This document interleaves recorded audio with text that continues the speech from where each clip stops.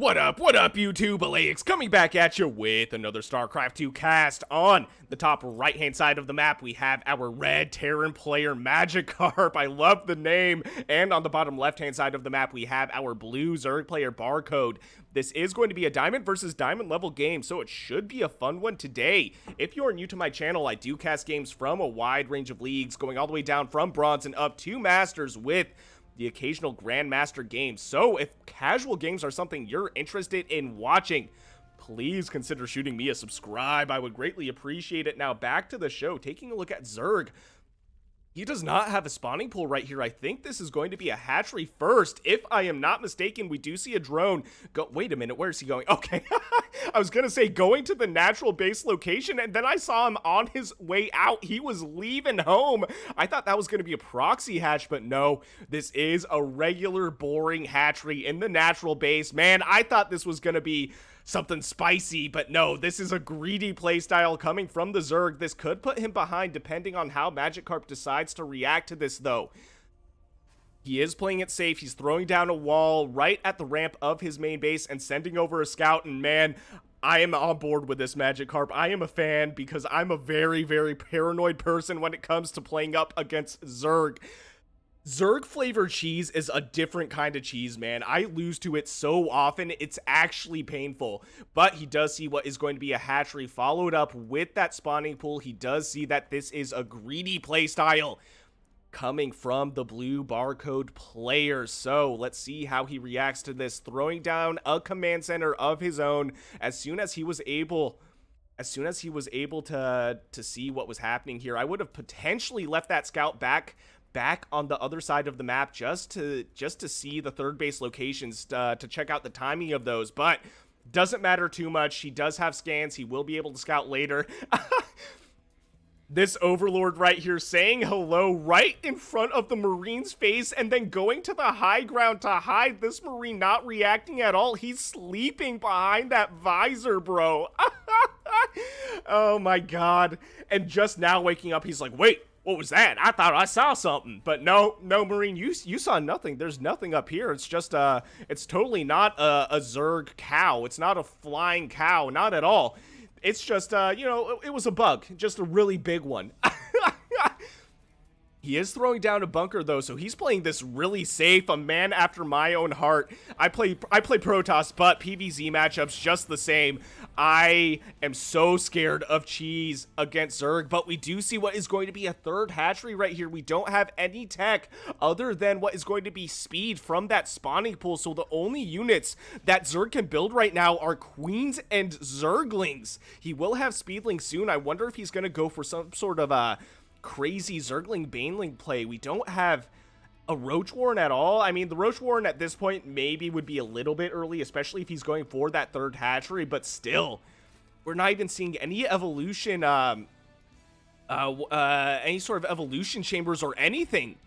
So man, I'm kind of curious what Zerg's up to. I guess he's just gonna go for that greedy play, but we do have two Hellions right here. Taking a look at the tech for the Terran player, he's going for two factories. I think he's going to be playing mech. We already have the Hellions right here that are going to try and throw down some sort of harassment, which is crucial right now because he's just about 10 workers behind. Zerg is one base ahead, taking out what is going to be two Zerglings, but losing quite a bit of HP on this first Hellion. This Queen trying to mitigate some of the damage. Oh my god.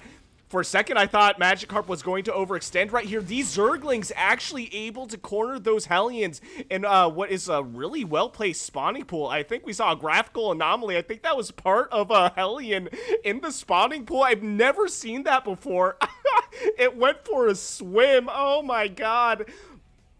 But that was a really good timing on those Zerglings, able to catch those Hellions in a bind right there, able to get them in that choke point. That was really sick, actually. The Barcode player doing a good job at shutting down what was potentially some really, really rough harassment. Taking a look right here, 0 workers killed in that engagement at the cost of 2 Hellions. Not ideal.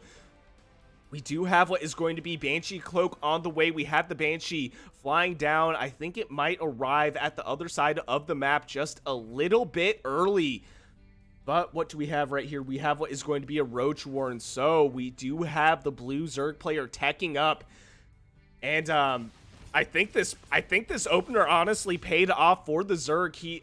He's not suffering any losses at all to this harassment. We do have the Banshee right here. Cloak is just about to finish. Terran really needs to either do some damage now or at the very least get rid of some workers, because man, he's going to fall really far behind if he doesn't expand once again. Taking a look at the workers right here, it's 49 workers to 38 in favor of the Zerg player, 17 army supply to 24 in favor of the Terran player, but honestly, it's really not that much, especially because Zerg's about to explode in macro if Terran doesn't expand. Magikarp, what are you up to with this Banshee? I really want to see him do some damage. We actually have 2 Banshees. We do have, wait, there's no, I saw some Spore Crawlers go down, but no, there's no Spore Crawlers in the main base. That's a huge oversight for the Barcode player right here. He also doesn't have any anti-air outside of what is going to be the Queens, and when the Queens goes down, this Spore Crawler does get killed. This Spore Crawler is going to try and burrow.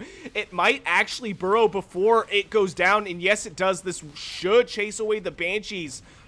Dang, that Spore Crawler able to take out one of those Banshees. Great hit right there by the Barcode player. But how many workers were killed? 7 workers were killed, and that just about evened up the worker supply.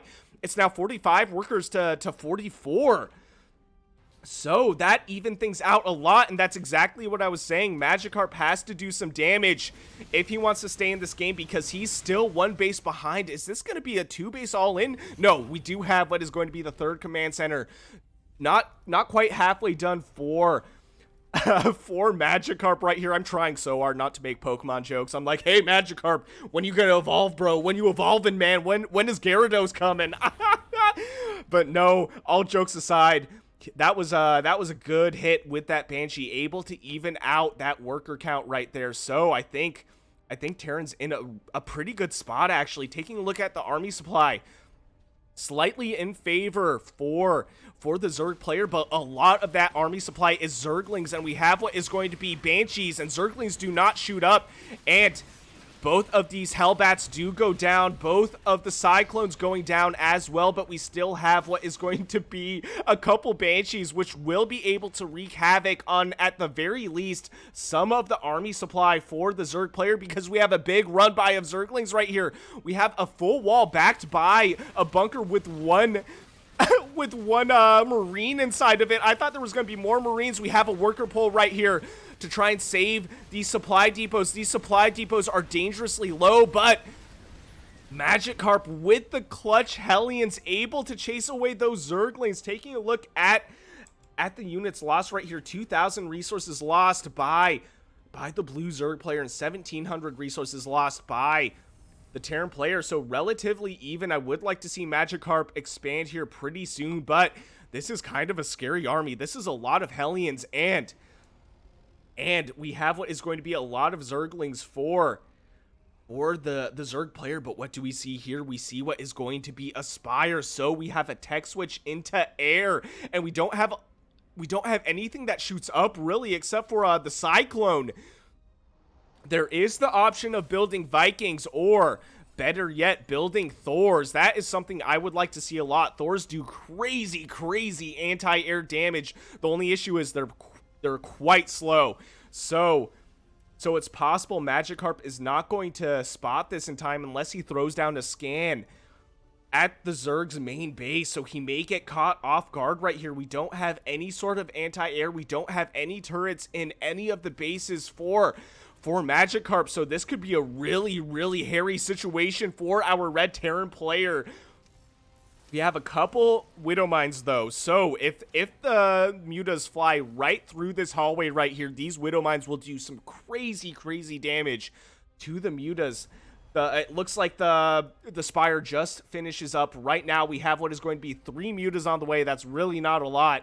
Barcode's going to have to hide these Mutas until he gets a much bigger critical mass, but we have a big push out right here. And taking a look at the units, We have nothing that shoots up except for 9 queens, which, except for 9 queens. Are you kidding? 9 queens? That's a ton of queens, but, they're not going to be in position right here. We have a decent amount of blue fire Hellions. We have what is going to be 4 Banshees. Taking a look at the production tab, we have 2 more mutalisks on the way, and the mutalisks do show themselves. So now this gives Magikarp ample time to react to what is going to be the mutas, and the mutas actually going down to the Cyclones, and Magikarp able to take out the 4th base for the Zerg player. So man, what's the reaction right here? We have 32 Zerglings on the way. This is honestly not the answer after seeing a bunch of blue fire Hellions and what was Banshees. Zerglings are not the answer to that, and I didn't even notice this. I wasn't looking at the production tab. We have what is going to be a battle cruiser with 2 kills. Will he get the 3rd kill on that muta? He does, and throws down what is going to be a push out of tech units right here with the Banshee support. This battle cruiser dangerously low. What I would do in this situation is throw down a mule and repair it. This is an expensive unit, and it only has the 3 kills. Taking a look at the workers killed though, 13 workers killed to none.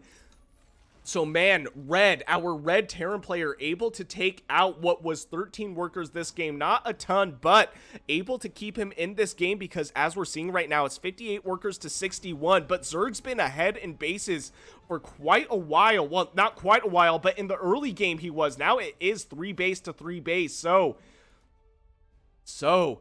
Magikarp doing a decent job at keeping the Zerg player on his toes, and he's also able to spot what is going to be a 4th base right here being placed down just out of sight.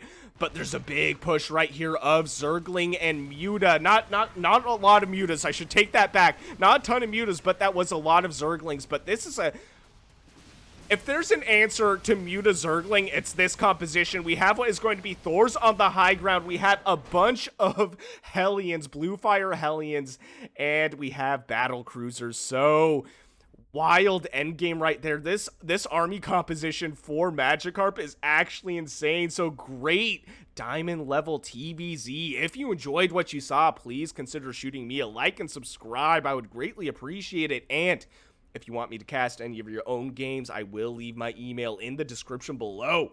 And I'll see you guys on the next one.